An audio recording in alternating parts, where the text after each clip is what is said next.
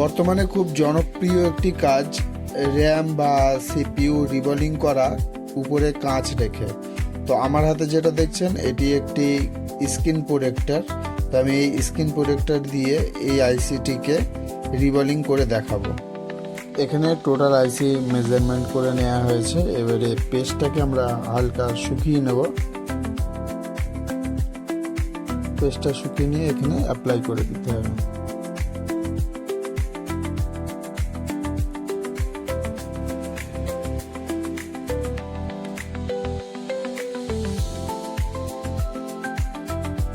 Screen গার্ডটা এখানে দিয়ে দিলাম, দিয়ে এর উপরে আমরা এবারে হিট দেব।